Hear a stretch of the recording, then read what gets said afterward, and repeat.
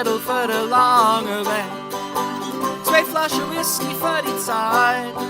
Und ich date gern habe, du bist dabei.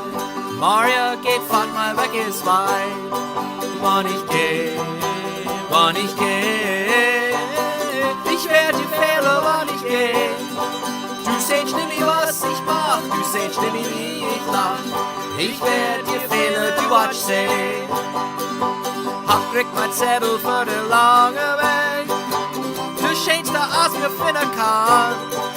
Es hat Maria und Dale ganz wunderbar. Als ich dir den weiße dann, wann ich geh, wann ich geh. Ich werd dir fehlen, wann ich geh. Du sehst nicht, was ich mach, du sehst nicht, wie ich lach. Ich werd dir fehlen, du watch sehen.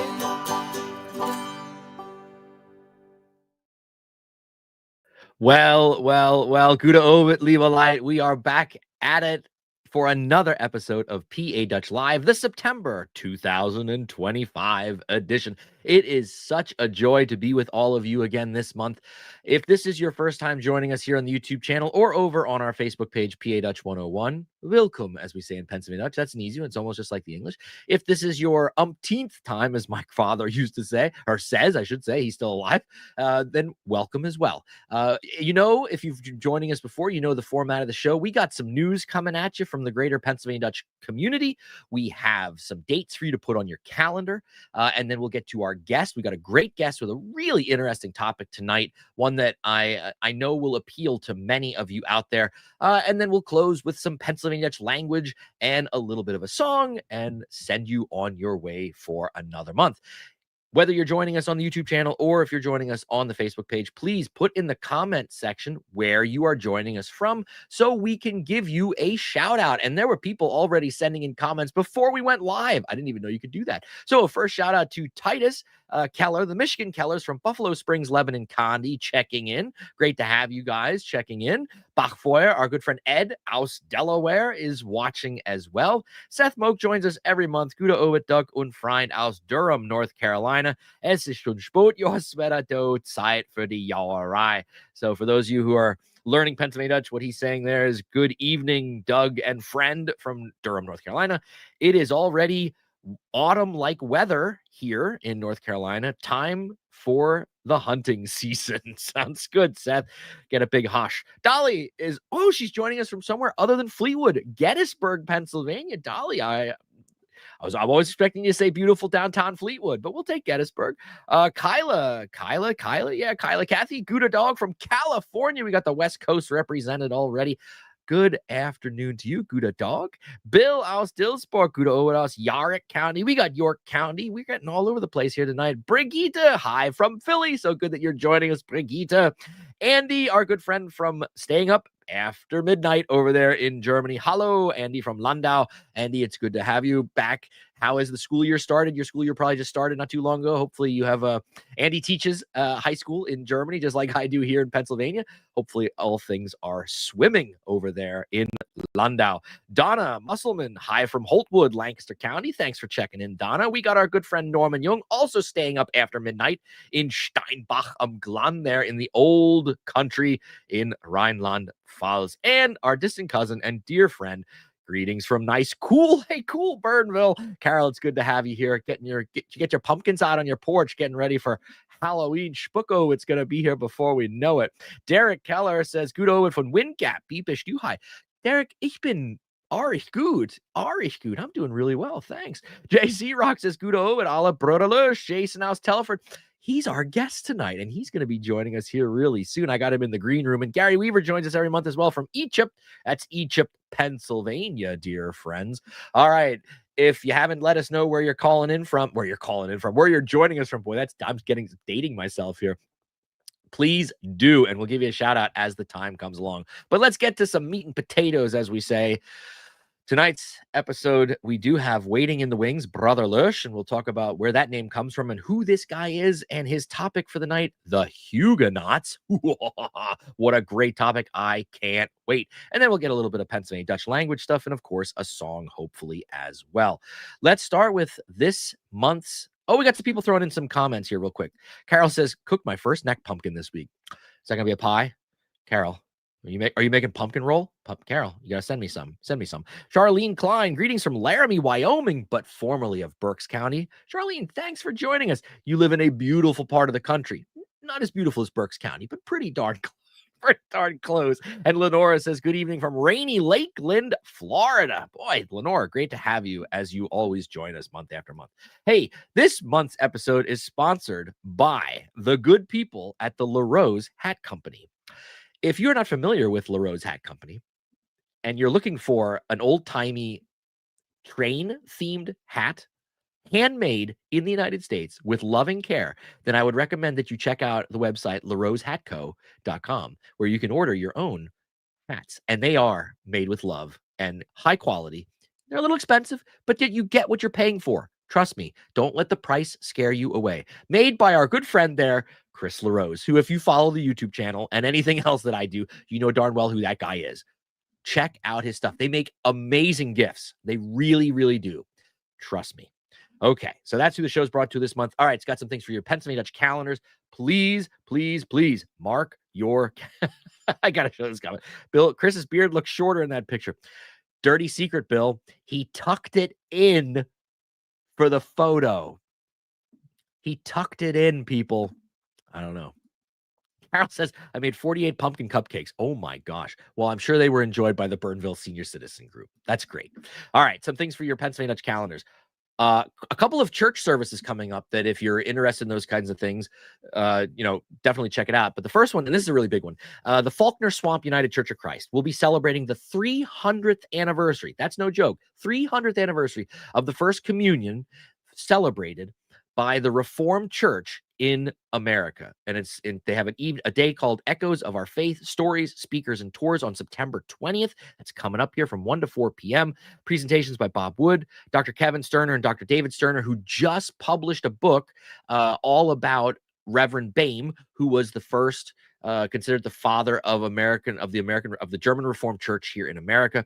They're also going to have an ice cream sundae bar. We can't beat that. And that'll be in Gilbertsville. So definitely mark your calendars. That would be a really great event. Also, our good friends at the Pennsylvania German Cultural Heritage Center are having their annual Heimat Fest, or their fall festival, their harvest festival, their homecoming festival on Saturday, September 27th from 11 a.m. to 4 p.m. Free admission, free parking. There'll be entertainment throughout the day. Various bands are playing. Our good friends, the Shoe Flies, will be playing. Our good friends, Keith and Linda Herzog, will be performing as well. There'll be demonstrations. There will be food available. So definitely, if you've never been to one of the events at the Cultural Heritage Center, please check this one out. If you can't make this one, there will be Christmas on the Farm in December. I'll announce that as we get closer to the time. But this is a great, great event. Take your kids, take your grandkids, take your friends, take yourself. Just go.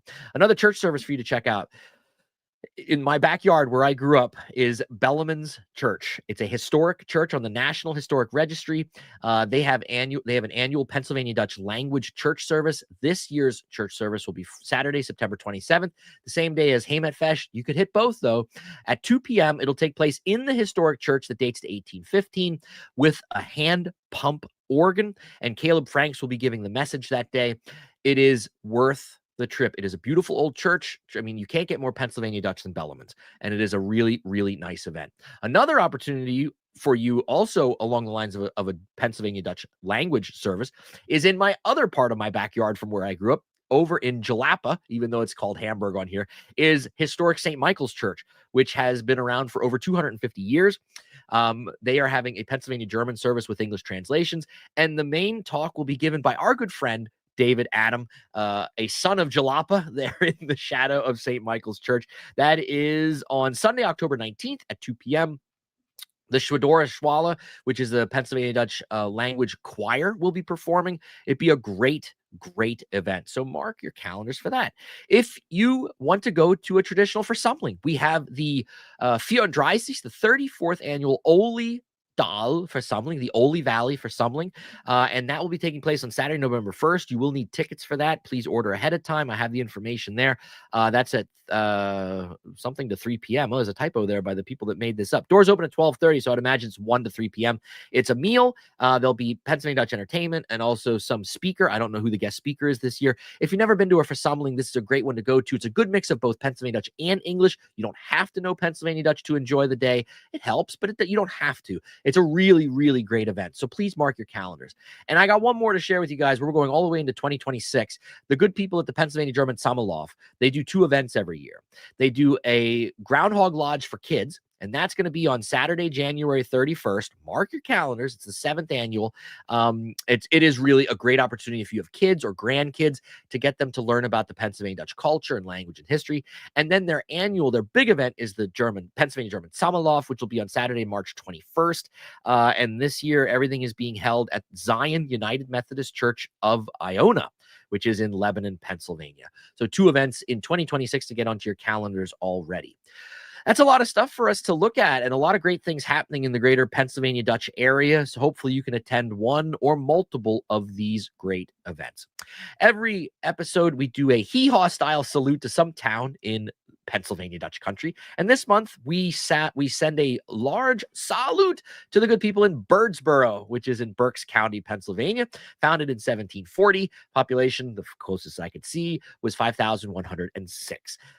It's in the southern part of Berks County there. The reason I chose Birdsboro was because we're going to be talking about the Huguenots tonight, and there was quite a large population of Huguenots that settled not too far from Birdsboro in the Oli Valley there and parts of Birdsboro. So I thought I'd give them a shout out.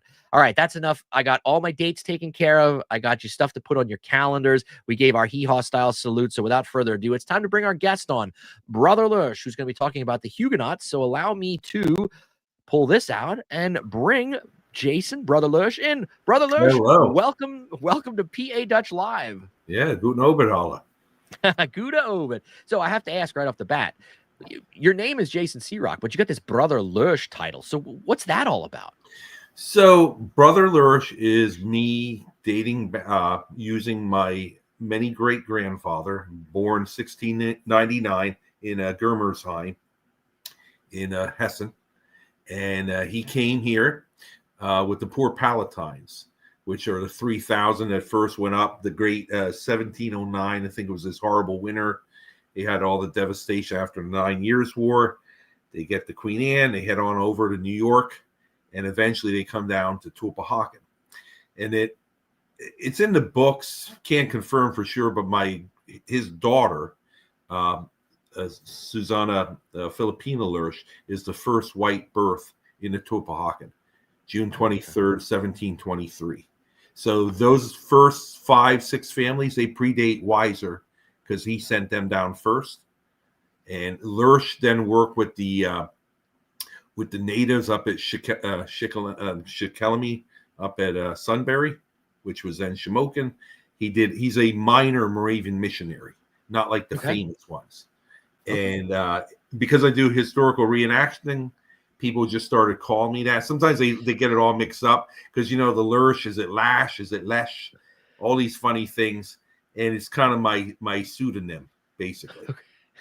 And you do give many talks. I've seen you post about them on online and portraying this character, this relative. That's really great. I didn't realize that it was your actual relative. That's really cool to be able to connect that many generations back and to tell his story like almost from a first person perspective. That is really cool. You're really blessed to be able to do that.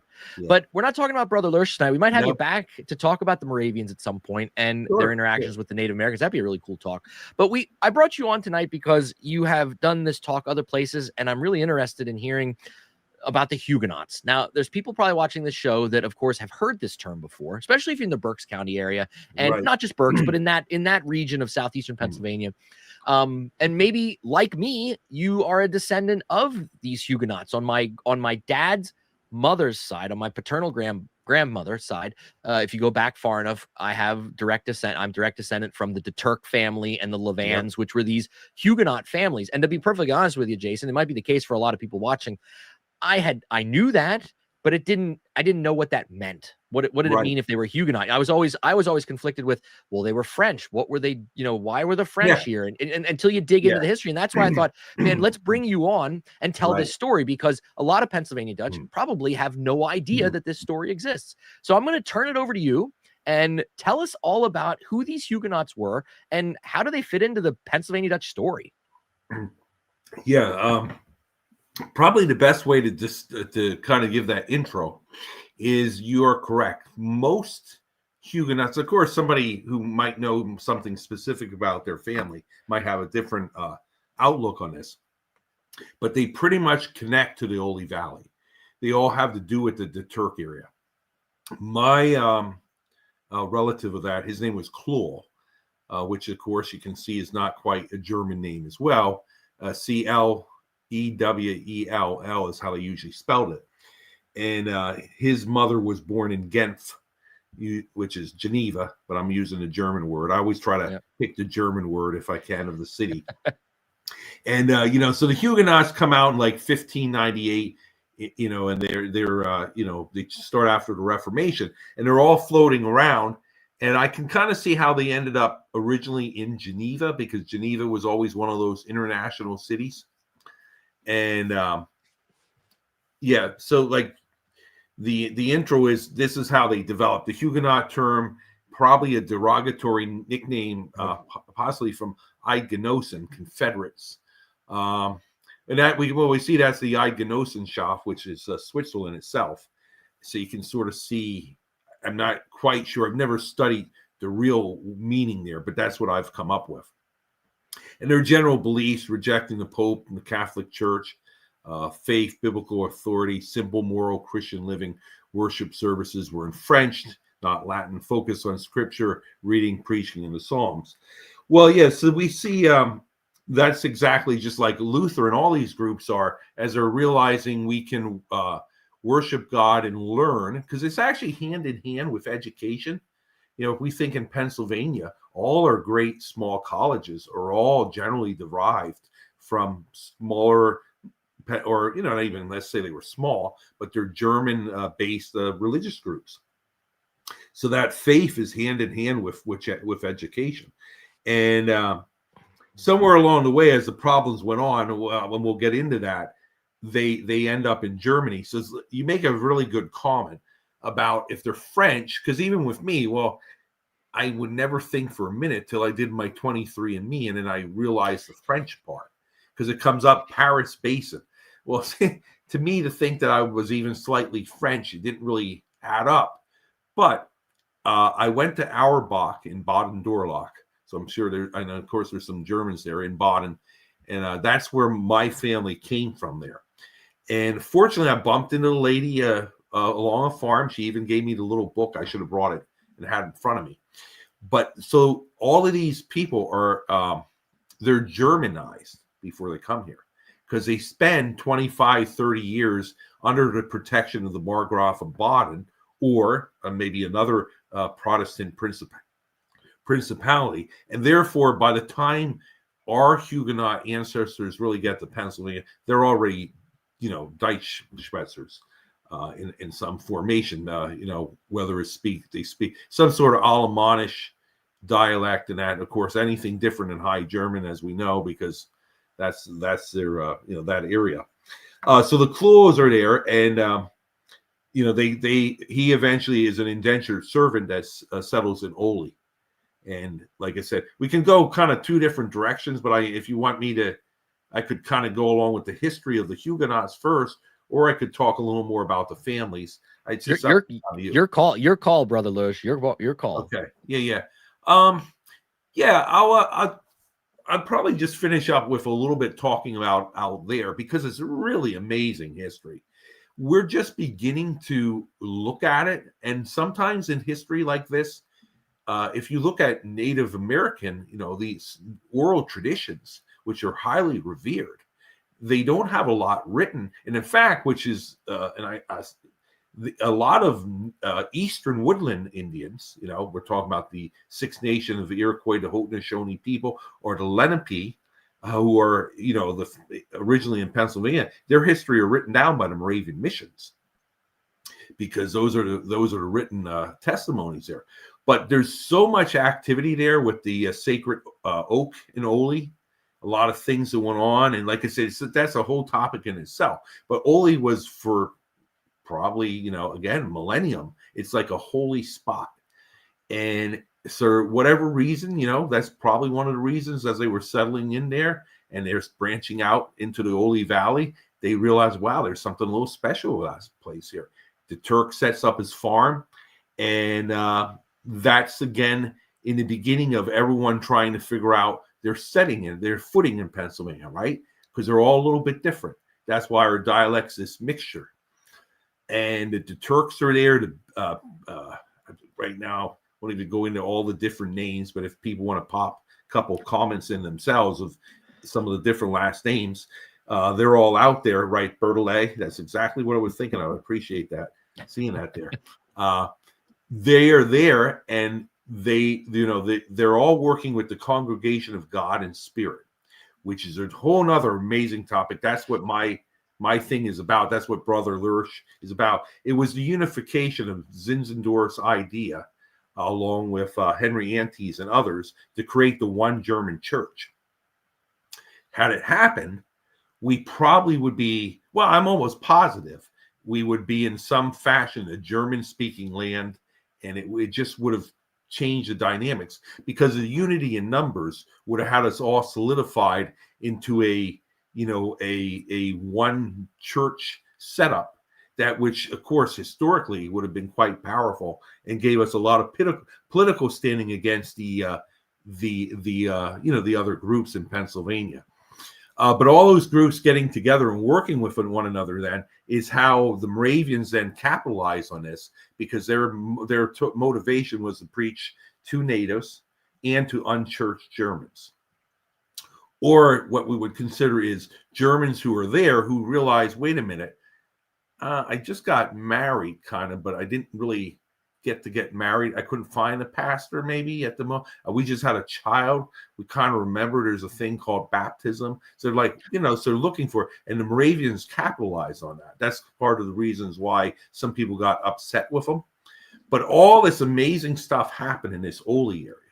And these people, the people that were there were originally, Huguenot, most of them. A lot of the names with the V-I-L-L-E kind of tends to be, I've never looked into that perfectly, but seem to show one of the reasons why they're used throughout Pennsylvania. Because if you think about it, that's a French term, really. And that shows a lot of the Huguenot connections out that way, in those parts of Berks County. And and that's what happened. And then there's the famous story when the Moravians brought down the three Mohican that came from Shakamaco, Dutchess County, New York, on the Connecticut border. They came down and they baptized them there with this big kind of like open air Bible meeting. And it's what flourished with everything. But the Huguenots, that's the thing. They just sort of mold in to other groups then. But so that's why we don't have a Huguenot church. And the most famous one, which I show at the end of my slide, that is this one that's in South Carolina. Yeah, we'll get to that here in a little bit. Let's rewind and go back to Europe before these guys even got on the boat. Let's go that. We talked about. Let's talk a little bit about like what this group. You already mentioned. They're in Switzerland at the time of the Reformation, and as all these churches are splintering in Europe and trying to find their way, and we got the Huguenots, and of course, being also parts of French being extremely pro-Catholic, they ran into some oppression and some problems there. Yes, yeah, they're Calvinist beliefs, and they have the general concepts that are known, the two sacraments, baptism and Lord's Supper, simple worship. The elders and pastors govern a church. This Presbyterian model, that there's not like a central authority where it comes down. When we see that, we know that's particularly. We can sort of see that how it carries out in Pennsylvania, because a lot of our Reformed churches that sits that way with consistory rule are so-and-so's church, BAME's, UCC, Lighties, different things like that. You sort of see that's something that developed in that time frame. Encourage the literacy to read the scripture. These are all the beginnings of of pietism, the idea that we have the mass, we have the actual service, but then we dissect the sermon in like an adult Sunday school. And again, like I said, I think sometimes in the modern day, people think that this is just religious study. No, this is what helped develop teaching everyone, home learning about, reading more and discussing things like this. This is kind of the development, really, of education for the masses. Yeah. And so that's kind of the basic development of it. And they were very powerful because they were connected in. I know when I spent a lot of time in Holland, everyone always would talk about the Protestant work ethic made the Netherlands. And it's the same thing. They started having a lot of power in their merchant classes. And when Louis XIV came about, that's when we start to see the switch. Well, it's really even a little bit before this, but yeah, that's excellent. The Huguenots, they spread out. We have the famous Saint Bartholomew. Most people somehow aren't really familiar with it, but they probably have heard in some fashion about the Saint Bartholomew Day massacre. And this is the revocation of the Edict of Nantes. In the next slides, I'll kind of explain what that is. But, they're allowed to be a part of society for a while. But then they started saying, they're getting too powerful. And then eventually it's the Counter-Reformation, which, again, I feel like we don't really always speak so much about in America. But it had a massive effect on us as Pennsylvanian Germans. Then people are going back, and the Catholic Church tries to take power back. And when I say the church, not necessarily the church, maybe the Catholic principalities. Mm-hmm. And then that's when we have this issue, and they spread around. I do have a little thing at the bottom of that slide here. It says, but Europe was not only a hospitable area. Indeed, many Protestants fleeing France took part in a conquest of the New World. A few went as far as South Africa. And the reason why I say that's funny is because a few years ago, a friend of mine I met is a French Huguenot descendant of the 10 ships that went to the Cape Colony. And they always laugh. She and her father, they eventually came to Pennsylvania, but she grew up in South Africa. And they always would joke, how comes we're, like when they learned their family, how comes we got on the wrong ships? It's how they viewed it, went to South Africa, and every other one of them went to Pennsylvania or to like the Carolinas. And it's just funny to actually meet someone like that and see that in a smaller conclave, there's a lot of mirroring of South Africa and the Afrikaans, which is, it's even closer to Dutch than you could say. Well, I don't even know. I think it all depends. To me, Dutch isn't that far off from High German, but I guess that's how I think of it. But just an interesting thing there. Yeah. But they're part in South Africa, and how there's people there, and they laugh about, why did we go here and not go to Pennsylvania? Yeah. So I just thought that was a really cool thing. But yeah, 1562 to 1598, the French Wars of Religion. A lot of times we hear a little bit about the peasant wars that occurred that changed everything. And in 1572, the St. Bartholomew's Day massacre, the thousands of Huguenots were murdered in Paris and throughout France. And then finally, King Henry IV, he sees something's happening here, and then he grants them this Edict of Nantes, which allows them, it's kind of like the Peace of Augsburg, if you're familiar with that, where they grant different principalities, and the Lutheran faith is allowed to exist. You might have a Reformed principality, all that peace. But then all of a sudden, this is where I say they started gaining a lot of power financially. And when Louis XIV gets rid of the edict, with this Catholic resurgence, this is when everything goes really bad. And this is why I think this is important, and really why I think this topic is really interesting, is this is stuff that we should learn about as Pennsylvania German people, because this is really the beginnings of why we really, really come here, because this place is just torn apart. And this is what brings us here. So, this is our things that lead to everything about who we are. And I just always think it's interesting that it's just I never learned about it, you know. Yeah. Yeah, and it's deeper than, again, a religion.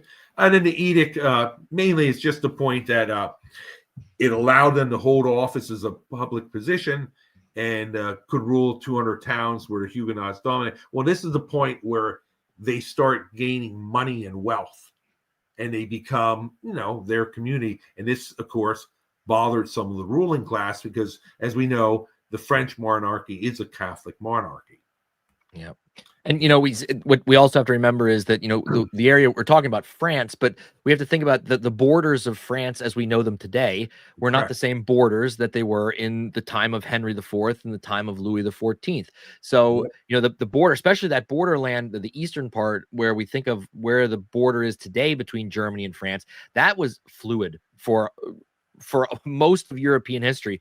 A war would happen, the line would move, another king would be crowned and take land, and then it would move again. So there was a lot of fluidity there, especially in the Palatine area, where most of us, and even as far as the Rhine River, that was, at times that was very French controlled, other times it wasn't. It just ended up, then it all depended, like you said.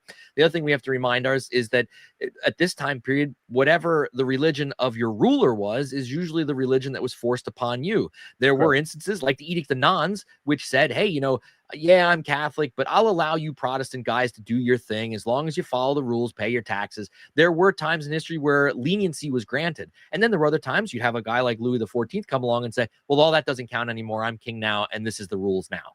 Yep, so, exactly. Yeah, and it is fascinating history, and I agree with you that we don't, well, most schools aren't teaching this history, and it is kind of in the weeds a little bit, but I think it's important to understand, why people got on those boats in the first place. And there was so much more. There's so much more to it than just the stymied old religious persecution, because yes, but there's so much more to it than that, right? So I think it's important to kind of tell this part of the story too. Yep. And again, that's just the basic slide about the revocation as Louis died. And it's interesting too. There's different ways to look at Louis XIV. Now, I only say this, and I mean this in the greatest kind of like, because this is the topic I talk about. I talk about it as if Louis is the enemy, because I'm referring to myself as a Palatine German of that time frame. But there's some people that when you read about, I've studied enough that Louis, because he's the Sun King, he was going to build all these great things in Versailles. God gave him the message, and it's time to return people to the great Catholic faith. So it's just, you never know, and that's the interesting discussions about it. And these religious war conflicts, sometimes in the modern sense, I guess they say, oh wow, why did they do this? But it's deep, and that's how we share it. It's deeper than that, because it controlled every aspect of their life, and that's why they fled, or maybe how they even were able to be educated or not be educated due to the fact of what type of principality they lived in. Yeah, real quick, Bill Alstilsberg puts a really good point, and we've talked about this in previous episodes, that Pennsylvania Dutch has its roots in the Palatine, in Pfälzisch. We are influenced by other dialects as well: Hessisch, Alemannisch, Swiss German, Badisch. There's all of these things at play. But like, if we did a 23andMe about Pennsylvania Dutch, the biggest piece of the pie would be Pfälzisch. But if you travel to the Palatine today, that region of Germany today, because of exactly these stories we're talking about now and what would happen after we left, there is a huge French influence still in that region of Germany. Absolutely. Where when we speak Pennsylvania Dutch, for those of you that know people that speak, or if you speak, that oftentimes we throw English words in there for various reasons. Well, there are parts of the Palatine, and I've been over there enough to know this, that they have French words here and there in their language that they use. And if you don't know the story, you'd be like, why the heck are these Germans using French words, But it makes sense, because after we left in the 1800s, Napoleon comes along and he invades this region of Germany as well and puts them under French rule. And so, I mean, really, this history is, you can't stick to like, here was the border, this is the story. There's so much more to it. Great point, Bill. It's true. It's really true. Yeah, it's great, Bill, because it makes me think of in Schwabish, ADE for like goodbye, which is the common real short form of choose. And that's in this, and that's a totally French. There's a lot of Schwabish German, French influences in Schwoba. Yeah, absolutely. Yeah. So yeah, that's when I get to this, and to me, the 9 Years' War, the war for Palatine secession, also known as the Orleans War, due to the fact that Louis's brother Philippe, the Duke of Orleans, who's married to Princess Charlotte, who's known as Charlotte of the Palatinate. Yep. That's where he gets this authority that he thinks with this mindset that it is very similar to whether we want to talk about the same things of Napoleon, right? It's this grandiose idea: I will return France to its great strength. And then when he sees this connection with the marriage, it sort of gives him this authority to retake the Palatinate. And that's what it does, and it begins. And I put there with Heidelberg because the Duke of Orleans' wife is born, and she's from Heidelberg even. And Heidelberg is destroyed. The great castle. All that happens during this time. And this is exactly the time that really starts to cause everyone coming to get out of there and flee to Pennsylvania or to like the Cape Colony, stuff like that. Right. Go look at the dates, everybody. 1688 to 1697. And I mean, the first families into Pennsylvania are in the late 1690s coming from this region. And then, you look at the Ole Valley, you got families in the very early first decade of the 1700s. Why are they leaving? Well, if if your home territory has been completely destroyed in war, and the farmland has been destroyed and the economy's been destroyed, what are you going to do? And here's an opportunity sorry, that's Pennsylvania Dutch. Here's an opportunity for you to maybe make a better life, right? Yeah, exactly. Let's see what the next slide says here. I don't remember. Oh yeah, the destruction of the planet by Louis XIV, his brutal campaign, the War of the League of Augsburg. There's many. It's interesting why all those wars. You can spend like 3 or 4 hours studying the various names of these wars. Like the Spanish Netherlands kind of comes in almost that time too. The United Republics and the Netherlands, they were under attack by Spain, which again, you see, that's a Catholic Spain versus the Protestant Reformed Netherlands. And there's what I mentioned there about Louis's sister-in-law, Elizabeth Charlotta, the widow of Elector Charles II, and then is married into the French monarchy that way. And that's fine. And then, like I said, so what happens there along the way? Now, I spent a lot of time studying this, and this is one of those things, even to this day, I believe I'd have to go to Germany. I have taken certain topics, like to study some of my family. There's still certain things that haven't quite made it on the internet. And I found a picture once and a site that's very clear that shows Louis XIV as the werewolf. And interesting about this, I found this out too. This is kind of interesting. That is around the first time a werewolf, in the sense of whatever, a mythological creature, was caught in Paris. The stories that we know of around this time was a werewolf was running loose in Paris. So that's the connection. Sometimes they called him the Scourge of God. Louis, he received all these names, and they have pictures of him like newspaper articles. And that's why I have a couple of these pictures. I didn't put all of them out there because I do know I'm willing that there's people who would say, well, it depends how you look at it. Maybe Louis was he was just trying to return Catholicism. He didn't mean this. Well, I don't know about, destroyed 20 major towns and countless villages. And he's quoted to saying, I will turn the Palatinate to hell on earth. I know that's a verifiable quote that he said. And Worms, Spire, all these places are just total destruction. Destruction. And these are all the areas. Yeah, these are all the areas where we come from, right? Yeah. All of them are along the major rivers. You have to remember that, how we got here, that those first generations, or the first generation, of course, flowed up the Rhine or up the Main to the Rhine and then to the Atlantic. And they're going through and passing through Mannheim, Heidelberg, Speyer, Worms. These are all cities along these major rivers that most likely if you can descend from those first couple, that first wave, that your ancestor experienced this firsthand, and maybe their city was destroyed, or maybe the closest city to their village was destroyed, and maybe they lost a brother or a father or an uncle because of the French attacking or something like that. I mean, it's part of our story. It absolutely is part of our story. Yeah, exactly. And it was just really that awful. And that's the thing that's what makes me, I guess, is kind of my calling in the Pennsylvania Dutch world, because like people like you and people that exist who are really good with the dialect. I'm just one of those people that I grew up. I knew without a doubt I was, Pennsylvania Dutch, and my Nana and Pop would say different words to me, and I know different things. But I'm kind of like my parents are the generation that lost it, so I had to redo it. But I always knew there was something special about being Pennsylvania Dutch, and more that I could figure out until I started delving into it. And then this where it all exploded.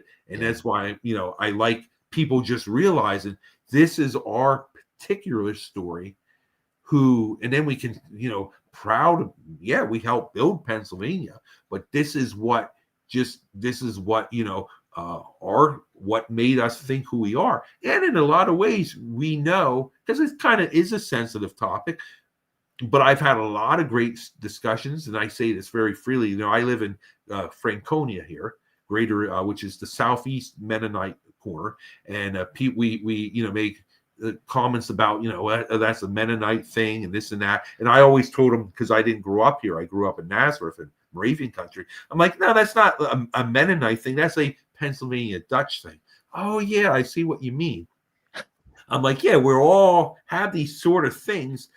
And then we all have these little things that are kind of died off. So people aren't quite upset anymore. Oh, well, you're not Mennonite, or you're a Lutheran, or this and that. But what's really cool about it is now we can really go back and then start getting together and then realize and see, look what it could be like. And I share it in a fun way, but it's a good way, because our people were wonderfully, leading movements to stop slavery. There's so many things that our religious education did, connecting with one another. And we should learn and be proud of this amazing heritage, versus the concept that it's about food or just a dialect that, as I know, but some people, it takes them forever, and they think for some reason it's like this dumb German. But all I would tell someone, just park yourself in some nice little kneipe, in somewhere outside of Worms, sit down there. And I did one time, and I told people, I don't think I'm in Deutschland here. I said, this is Deutschland. And the whole place went in cheers, and guys bought me food, and they're speaking all this stuff. And it's the rhythm. I didn't necessarily understand everything was said, but it was a rhythm. And I thought, I think I'm sitting in Berks County in 1920 or something. Yeah. Because it was just that much, it's just interesting how you pick up on that stuff. Yeah. And there were some people in World War II that I had that shared stories like that. Yeah. Where they were people couldn't believe that they said, are you sure you weren't like an imposter or something? Yeah, no, right? Your dialect was that local. Yeah. And then what I put in there is I don't know if on your end or so you can expand and make it a little larger. No, I can't really, but this is what we got, brother. Yeah, no, that's fine. It's just the it's in the French one, but we're just connecting at the bottom there. You see Bern, which is in the the Swiss Confederation, and then we have above there on the right side is Schwabenland, Freiburg and Breisgau, and then we see the yellow there that's the Alsace. And then above it is and then we're talking about Alsace and the Lorraine to the left. I always refer to it as German France, and I spent quite some time. My wife and I went in 2019 to Colmar. I actually have never been to Strasbourg yet. That's beautiful. You got to go. You got to go. Absolutely. And Colmar is like a little sister of that when it's called like the Venice. Beautiful. But when I went there and we're just kind of chatting with people, they're like, oh, no.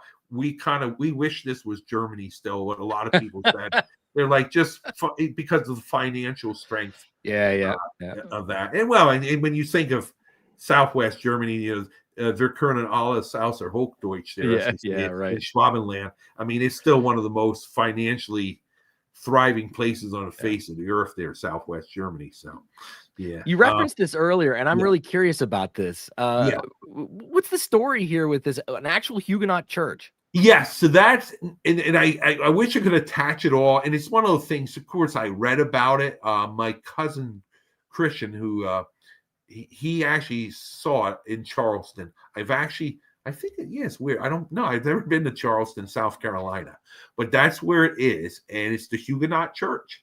And I don't want to say it's the only one, because I know another Huguenot place is up in New Paltz, New York. Oh, yeah. Yeah, New Paltz is also very much similar to the Ole Valley. Mhm. And there's Huguenot Street there. But, and again, I'm sure I just Google it quick. You can see if there are others around. But that is like the great Huguenot Church of America, to my knowledge. Okay. It's truly a fascinating story. I mean, yeah, we talked heavy about like French. Why would you Yeah. think the Louis XIV has anything to do with the Pennsylvania Dutch? But Yeah, he yeah. really does. And it was fascinating to at least shed a little bit of light on this. To know that this group of people, these Huguenots, endured some really terrible things back in the old country before they were able to make the journey here.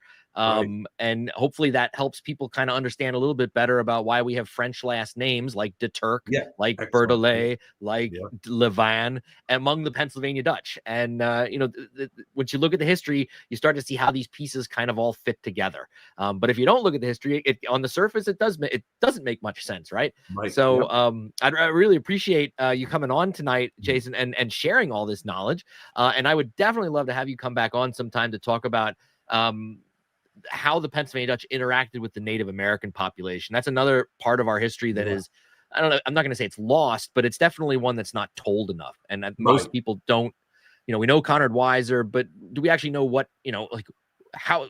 I think it's important to help tell that story. So I would definitely want to have you come on again in the future sometime to talk more about that, because that is an awesome aspect of our history that, most people think, oh, Americans treated all Native Americans terrible. And we do have that part of our history for sure. But the Pennsylvania Dutch were forging friendships with these people from the beginning on. And I think it's important for people to know that story too. Oh, there's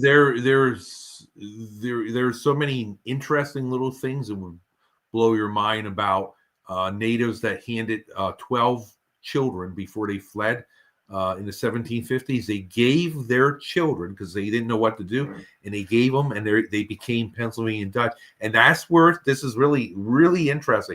A lot of people have these funny stories that they have a Lenape princess in their like history, and they can't figure it out. Seems to come up with that idea. They handed off these babies to the local Germans because they said, we have to leave and we can't take all these children. And they took them and raised them as little Dutch infants. Maybe they were 1-2 years old. And these little native children are just Pennsylvania Dutch people. And some of them, they lived up outside of Gannatahoot in Lehighton, Pennsylvania. Yeah. Really neat story. I like to talk about one day. That is a cool story. Hey, we got one question from the audience here. I Andy, who's joining us from Germany. This is a wonderful presentation. But what's the Stuttgart jersey coming here? Yeah, so you know what? I think it's great. I'll tell a real quick one about this. It's VfB Stuttgart, Roten Weiss für immer. I was at the and I thought, oh, should I wear something? I'm like, well, I only have so many things, and then you might say, well, maybe I should have had a Baden jersey or something more from the particularly from the Rhineland, but I don't. I think Schwabenland is clearly a Pennsylvania Dutch land. But I was there, the parade, the big famous thing in New York for German American Day, the Steuben parade. The Steuben parade. So I was wearing this, and my girlfriend and time we were there, and this guy looked down, and here he happened to be like the vice mayor of Stuttgart. He was in the thing. The guy got off of this thing, walked off stepped off of the float, came down and shook my hand and took a picture of him. And he's like, look at So I thought of it again. I always remember it, because I couldn't believe it. It was like, what's this guy doing? It was like with the Grand Marshal. And he said, he goes, yeah. He said, thank you so much. Yeah. And he's saying all this stuff. And he gave me a little a pin too. He pulled it off. He actually pulled it off his shirt and he gave it to me. Just that That's off. awesome. So I don't have, Stuttgart is a wonderful place to visit. So it is. So you are Well, right, brother, Andy. That is not inappropriate. no, That it's is not an That inappropriate is question. excellent that you recognize Excellent question. VfB Stuttgart. Yep. Well, brother Lösch, Jason, I just want to thank you so much for the work that you're doing for telling our history at various events around Pennsylvania Dutch country. You're very active. People can find you on Facebook. You have your own Facebook page, Brother Lösch. Yep. You can find from my title here from tonight's show. Definitely give Jason's page a like, and you can follow along where he goes and where he's going to be presenting next, and continue to tell these stories that a lot of Pennsylvania Dutch just have no idea about. And it's really part of our story. It truly, truly is. So thank you. And I definitely will talk and have you on again sometime in the new year to tell maybe some more particularly about how these Moravian missionaries and these Pennsylvania Dutch interacted and came into contact with the Native American population. I think that'd be a fantastic conversation. But thanks again for everything you're doing. Keep doing the great work that you're doing. And thanks for coming on tonight. And you as well, brother. Thank you. All right. Macht's gut. Macht's gut. Well, everybody, there you go. Brother Lösch. Learn a little bit about the Huguenots tonight. If you are a descendant of the Huguenots like me, maybe now you know a little bit more about your story, maybe a story that you didn't know. And maybe now you can realize why you do have those French last names in your family tree. And well, if they were French, why weren't they speaking French? Because exactly like we talked about, there was a lot of movement there for 1 or 2 generations into German-speaking Germany, in that region. So it is a fascinating story. We went way back, 1600s, 1500s. We're going way back in time, but that's beginning of our story. So it's important to tell those stories as we move forward and to continue to tell those stories, of course. Hey, let's jump and learn a little Pennsylvania Dutch. I chose my favorite Pennsylvania Dutch author is John Bermelin. I have shared that many, many times. And at one point, John Bermelin wrote a collection of all of the Mother Goose nursery rhymes. And it was published in the 1950s, I believe. Well, no, it would have been in the I think he wrote them and then they were published maybe after his death. Don't quote me on that, but it was towards the end of his life. And they're great. They are so great. And the great thing about Bermelin is he was such a master of the language that sometimes he would take the original Mother Goose and change them a little bit to make the Pennsylvania Dutch work better, right? Because sometimes you can't do word for word translations. Just doesn't, the rhyme pattern and things like that is different between 2 languages. But I love his version of Humpty Dumpty. Of course, the famous Humpty Dumpty sat on a wall. Humpty Dumpty had a great fall. We all learned this when we were little kids. But have you ever heard the Pennsylvania Dutch version of it, which I think is just as, it's absolutely brilliant. I'm going to read the Pennsylvania Dutch. It is not a word for word translation of the original, but the original's theme is still there. So here is Humpty Dumpty, but in Pennsylvania Dutch by John Bermelin. Der Humpty Dumpty hockt auf der Mauer. Meent het's besser wie eniger Bauer. Doch war die Mauer bissel zu schmal. Do batzelt runter, verblotzt die Schal. König sei geil und die Männer vom Land. Für'n Sommer zu machen, ist keiner im Stand. It is, people, if your Pennsylvania Dutch isn't strong enough to get the nuances of that, it's okay. But if you have the language skill, it's beautiful. It is just a beautiful piece. It has the everything you want about Humpty Dumpty on the wall, and he falls and breaks and they can't put him together. But there's just something about it in Pennsylvania Dutch that just makes me feel so good. Maybe if you're out there following along and you're in the same boat as me, you're shaking your head in agreement and smiling. It's just a great piece. If you follow my website, I'm going to have a whole blog post coming up about these Mother Goose ones. I share a couple other ones that Bermelin did, like Hey Diddle Diddle, the Cat and the Fiddle, those types of things, all those ones you learned when you were a little kid. We're running a little late tonight. I'm going to pass the song for this month, and that's okay. We'll have future episodes where we can focus on some music. Definitely, we had a great night tonight. We got lots of things on our calendar here throughout the fall.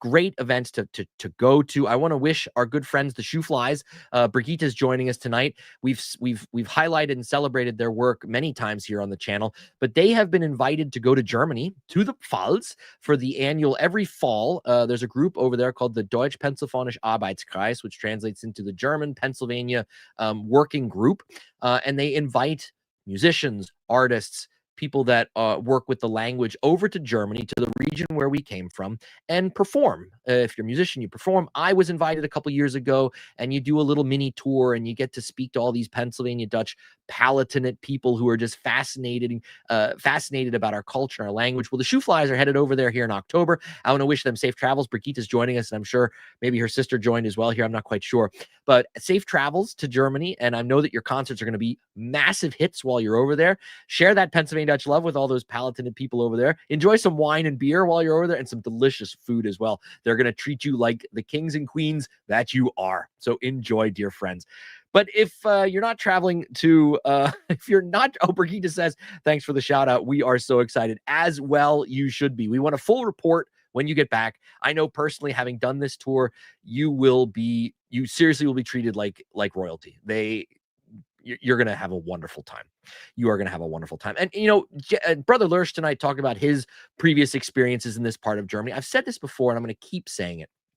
If you have the opportunity or the means to travel to this part of Europe that we've talked about tonight, the Palatine, the Rhine River Valley, the Hessen, Baden-Württemberg, even Eastern France, the Alsace and the Lorraine, and you go over there as an American, especially someone as Pennsylvania Dutch, and you maybe know a word or two of Pennsylvania Dutch, or you can say like, hey, my family originally came from this region.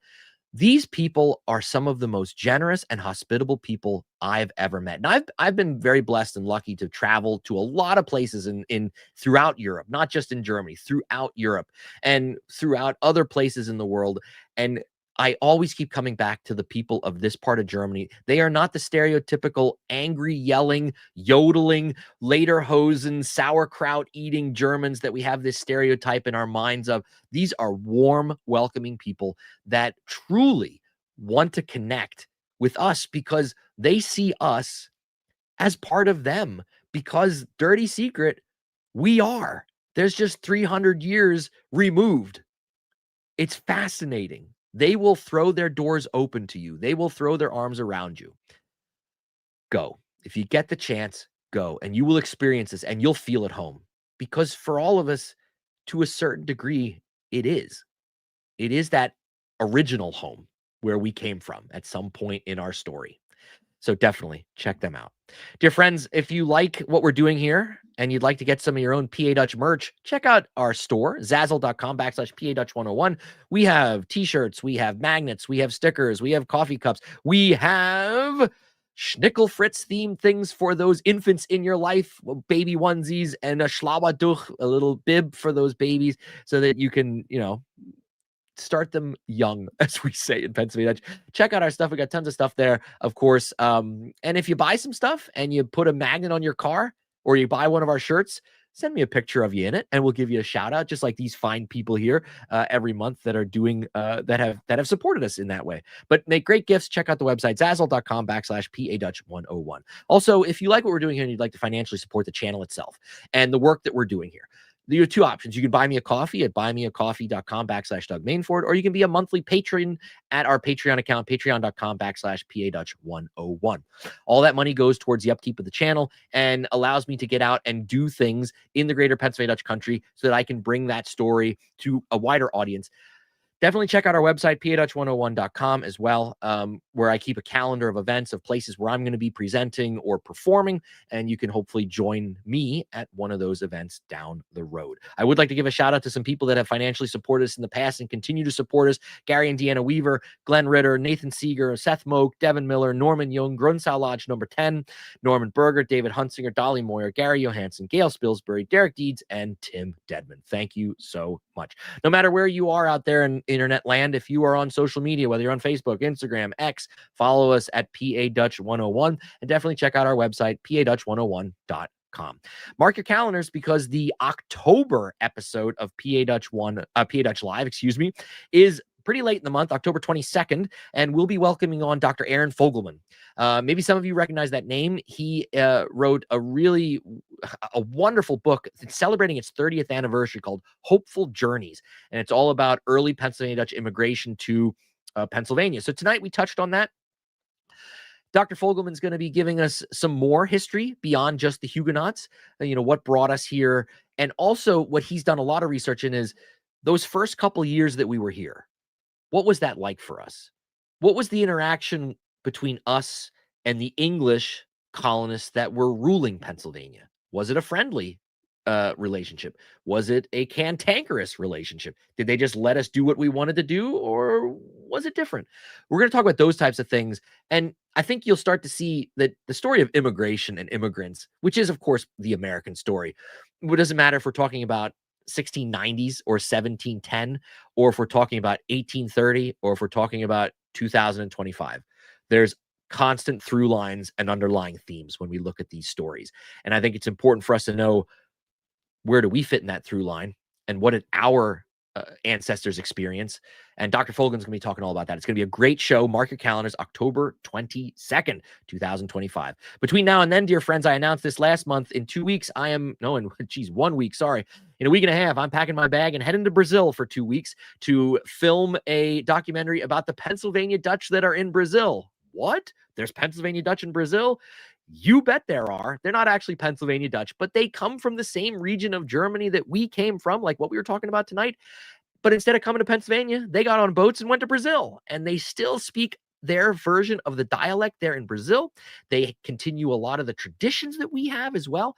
I can't wait to get down there, and I will definitely fill you guys in on that whole adventure when I get back. I fly back on October 11th, and then not too long after that, we'll be back for the next episode of PA Dutch Live. Till then, dear friends, keep telling our Pennsylvania Dutch story. Hopefully you enjoyed tonight's program and you got something out of it. I know I did, and I'm pretty sure most of you guys did too. Till next month, dear friends, follow along in the meantime on our social media, whether it's Instagram, Facebook, or X. And of course, never feel afraid to drop me a line, info@PADutch101. Drop me an email. Let me know how things are going, or if you have a question about anything, and check out the website as well. Till next month, dear friends, be well, stay healthy, enjoy the fall that's coming, get your Halloween costume ready, all those good things as we're getting into that fun season of the year. And we'll keep doing the great things we're doing here at the channel to keep the Pennsylvania Dutch story going. And you help me out by helping tell our story as well. Till next month, dear friends, as we always say at the end, our good Pennsylvania Dutch goodbye. Macht's gut. Macht's gut zu dir, macht's gut zu dir, macht's gut zu dir for now. Unsere Zeit ist all und so es ist, macht's gut for now. Hoff wieder mit dir zu sein, hoff du bringst zurück ein Freund. Macht's gut zu dir, macht's gut zu dir, macht's gut zu dir for now. Unsere Zeit ist all und so es ist, macht's gut for now.